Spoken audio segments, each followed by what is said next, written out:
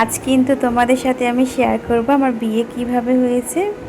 বিয়ের পুরো গল্পটাই তোমাদের সাথে আজকে শেয়ার করব। মাত্র 17 বছরে কিন্তু আমি বিয়ে করে এসেছি। হ্যাঁ, তোমরা অনেকেই আমাকে জিজ্ঞাসা করেছিলে যে আমার লাভ ম্যারেজ নাকি অ্যারেঞ্জ ম্যারেজ। তো আমার কিন্তু লাভ ম্যারেজ। যেহেতু দু বাড়ি থেকেই মেনে নেয়নি, তাই জন্য আমাদের পালিয়ে বিয়ে করতে হয়েছিল। হ্যাঁ, আমরা মন্দিরে গিয়ে বিয়ে করেছিলাম, কিন্তু মন্দিরে গিয়ে বিয়ে করেছি ঠিকই, কিন্তু আমার হাজব্যান্ড কিন্তু আমাকে সোজা বিয়ে করে তার বাড়িতেই নিয়ে এসেছিলো। বাড়িতে যখন নিয়ে এলো, অনেকটাই ছোট ছিলাম আমি, অনেকটাই ছোট ছিলাম আমি। তো স্বাভাবিক, একটা মায়ের তো রাগ হওয়ার কথাই, তাই না? যেমন আমার শাশুড়ি ভীষণ পরিমাণে রাগ হয়ে গেছিল, যেহেতু আমার হাজব্যান্ড আমাকে বিয়ে করে নিয়ে চলে এসেছিলো। তো যাই হোক, সেদিনকে দিনটা ভীষণ পরিমাণে ঝড় জল, সেগুলো তো আর অত তো বলতে পারবো না। অনেক ভয় পেয়েছিলাম সেই মুহূর্তের জন্য, ভেবেছিলাম যে কেন বিয়ে করলাম, বাড়ি ফিরে যাই। তো যাই হোক, ভয়তে ভয়তে সেদিনকে দিনটা কাটালাম। কিন্তু দেখো, পরের দিন যখন সকাল হলো, আমাকে না রান্নাঘরে পাঠিয়ে দেওয়া হলো। যেহেতু শাশুড়ি ভীষণ পরিমাণে রাগ ছিল, শাশুড়ি কিছু করবে না, শাশুড়ি চলে গিয়েছিল। সেই সময়টা আমার মধ্যে যে কী ঘটেছিল সেটা আমিই জানি। আমি তো জানতাম যে আমি রান্না পারবো না, কিন্তু কি অবাক দেখো, যেই মেয়েটা তার বাড়িতে এক গ্লাস জল গড়িয়ে খেত না, সে সবথেকে আদরের ছোট মেয়ে ছিল, কিন্তু সে কিন্তু হার মানার মতন মেয়ে নয়। শহরের মেয়ে, অনেকে বলে না শহরের মেয়ে গ্রামের ঘরে বিয়ে হলে মানিয়ে নিতে পারে না। কারা মানিয়ে নিতে পারে না জানো? যারা অনেক ভিআইপি ঘরের মেয়ে হয় তারা পারে না, কিন্তু একটা গরিব ঘরের মেয়ে কিন্তু খুব সহজে মানিয়ে নিতে পারে। তো প্রথম কিন্তু আমি যখন আমার পরের দিন আমাকে রান্না করতে দেওয়া হয়েছিল, আমি কাঠে রান্না করেছিলাম। কাঠ কিভাবে ধরাতে হয় না হয় সেগুলো কিন্তু আমার কোনো নলেজ ছিল না, আমি কিছু জানিও না, কারণ এই সমস্ত তো শহরের দিকে থাকেই না। কিন্তু হ্যাঁ, এই সময়টা কিন্তু আমার একজন সাথী, যে আমার সমবয়সী, হয়তো আমার থেকে 1 বছরের সামান্য বড়, সে আমাকে অনেকটা সাহায্য করেছিল। তার কথা না বললেই নয়, সে কিন্তু আমার ননদ, আমার হাজব্যান্ডের বোন, আমারও বোন। আমি রান্না করছিলাম, ও কাঠে জাল দিয়ে দিচ্ছিল। আমি সেই দিনগুলো আজও ভুলিনি, আর আমি কোনো দিন ভুলবও না। যেটা না তোমাদের সাথে আজকে আমি শেয়ার করলাম, আমার মন চাইছিল যে আমি কথাগুলো তোমাদের সাথে শেয়ার করি। তো বিয়ের পর প্রথম না আমি, ভাতটা তো সবাই পারে রান্না করতে, তাই না? মাংসটাও আমি করে নিয়েছিলাম। একটা মজার বিষয় হলো, হার কিন্তু মানিনি, আমি করে নিয়েছিলাম। কিন্তু সব থেকে মজার বিষয় যেটা, আমি তো আর জানি না যে তেল গরম হলে মাছ দিতে হয়। সেটা আমার মিস্টেক হয়েছিল। যেহেতু আমার শাশুড়ি মাংস খায় না, তো মাছটা আমি রান্না করব, তো মাছটা কিন্তু আমি তেলটা গরম না হওয়াতেই মাছটা আমি দিয়ে দিয়েছিলাম। তো আমার মাছটা কিন্তু, সেটা তোমরা সবাই জানো, এখন যেটা আমি জানি যে তেল গরম হলে তবেই মাছ দেওয়া উচিত, নাহলে দেওয়া উচিত না। মাছগুলো একদম কি বলবো, ছাল চামড়া উঠে গেছিলো। যাই হোক, রান্নাগুলো ভালোই হয়েছিল, সবাই বলেছিল।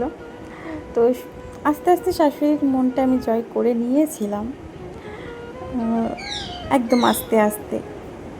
সঙ্গে সঙ্গে তো সব জিনিসটা মানিয়ে নেওয়া যায় না, কারণ তখন আমার বয়সটা অনেকটাই অল্প ছিল। হয়তো আমাকে কেউ কিছু কথা বলতো, সেটা আমার ভীষণ রাগ হয়ে যেত, আমিও উল্টে তাকে জবাব দিয়ে দিতাম। কিন্তু যেই জিনিসটা এখন আস্তে আস্তে আমার মধ্যে একদমই নেই। এখন যেমন মাইন্ডের মধ্যে থাকে যে যে যা বলছিস বল, করছিস কর, তাতে আমার কিচ্ছু আসে যায় না। আমি মনে করি এক কান্দে শুনবো, এক কান্দে বার করবো। আর সব থেকে বড়ো কথা জানো কি, নিজের হাজবেন্ড যদি পাশে থাকে, সব কিছু জয় করা যায়। হ্যাঁ, আমার হাজব্যান্ড প্রথম থেকে শেষ অবধি এখনও আমার প্রচুর সাপোর্ট করে, আশা করছি আগেও করে যাবে। হ্যাঁ, তা বলে কিন্তু আমার শাশুড়ি যে আমার উপর এখন খারাপ ব্যবহার করে তা নয়। সেই সময়টা স্বাভাবিক, একটা মায়ের রাগ হওয়া উচিত, যেহেতু তার একটা স্বপ্ন থাকতেই পারে তার ছেলেকে ধুমধাম করে বিয়ে দেবে, হেন তেন, অনেক গাড়ি ঘোড়া অনেক কিছু নেবে। সে যাই হোক, এখন আমরা বিন্দাস আছি, একদম ভালো, মানে হ্যাপি ফ্যামিলি আছি। পরিবর্তনটা বেশিরভাগ এসেছিলো যখন আমার বড় মেয়ে হয়েছিল, তখন কিন্তু পরিবর্তনটা হয়েছিল আমার শাশুড়ির মধ্যে অনেক, মানে অনেক। আমি কিন্তু নিন্দে করছি না, ঠিক আছে, আর এটা আমার একটা, মানে যেহেতু আমার সাথে একটা ঘটনা ঘটেছে সেটা আমি আজকে তোমাদের সাথে শেয়ার করলাম। তো আস্তে আস্তে কিন্তু আমার ঘরে অনেক কিছুই হয়ে গেছে। গ্যাস ছিল না, আমি গ্যাস নিয়েছি। মশলা করার মতো মিক্সার ছিল না, এগুলো আমার হাজব্যান্ড কিন্তু আমাকে সব কিছু করে দিয়েছে। ও কিন্তু আমার কষ্ট দেখতে পারে না, ও আমাকে সব জিনিসটা এনে দিয়েছে। আমি মুখ ফুটে কিছু না বলার আগেই ও আমাকে এনে দেয়। তো এই জিনিসগুলো খুব ভালো লাগে। এত সুনাম করলে আবার বলা মানে হবে না, নাহলে ভিডিওটা ও হয়তো শুনবে, একটু বেশি সুনাম হয়ে যাচ্ছে। যাই হোক, কাট করছি। আর সত্যি মানে আমি ভাবি যে কত ছোট বয়সে আমি বিয়ে করে এসেছি, আর এখন দেখো আমি যেন একটা সংসারী, মানে কি বলবো, আমি নিজে মা হয়েছি, মানে কি না কি করতে হবে, কি করলে ভালো, কি করলে খারাপ, সেই জিনিসগুলো দেখো এখন আমার মধ্যে চলে এসেছে। তো এগুলোই মানে ভাবি। আর এই আমার যে ব্লগ ভিডিওটা, এটা আমি ভয়েস ওভার দিইনি, আমি তোমাদের সাথে এই গল্পটা শেয়ার করবো বলে অনেকে দেখতে চেয়েছে যে আমি কি করি সারাদিন। তো এই ছোট ছোট ছোট ছোট ক্লিপগুলো দিয়েছি যে তোমরা দেখো আমি কি করি। আসলে আমার ছোট মেয়েকে নিয়ে না আমি ভীষণ ব্যস্ত থাকি, কারণ হচ্ছে ও আমাকে না সবসময় আগলে রাখতে চায়, আমাকে এক দণ্ডের জন্য ছেড়ে থাকতে পারে না। ও কেন জানি না, এটা ওর মধ্যে আছে। ও যেখানেই যাই করুক, ঘুরে ফিরে ও একবার করে ওর মাকে দেখতে আসে, যে ওর মা আছে। তো জানি না ওর মধ্যে এটা একটা ভয় এসছে না কি এসছে, আমি সেটা বুঝে পাই না। তো যাই হোক, আমার গল্পটা তোমাদের কেমন লেগেছে, ছোট্ট একটা গল্প শেয়ার করেছি, সেটা তোমাদের কেমন লেগেছে বলো। আগে আগের ব্যাপারগুলো ভাবি যে আগে কিছু করতে হলে আমাকে আগে পারমিশন নিতে হতো, এখন আর পারমিশনটা নিতে হয় না, এখন নিজের মতো নিজে চলি। মানে তাই ভাবি যে আস্তে আস্তে কত পরিবর্তন হয়, তাই না। আর এখন তো মানে কি বলবো, আর কিছু মনেই হয় না। আগে কিন্তু ভীষণ রাগ হয়ে যেত আমার মধ্যে, আমাকে এটা বলছে, আমার মা বাবা আমাকে এরকম কিছু বলে না, কিন্তু এখানে এরা বলছে, এত সাহস।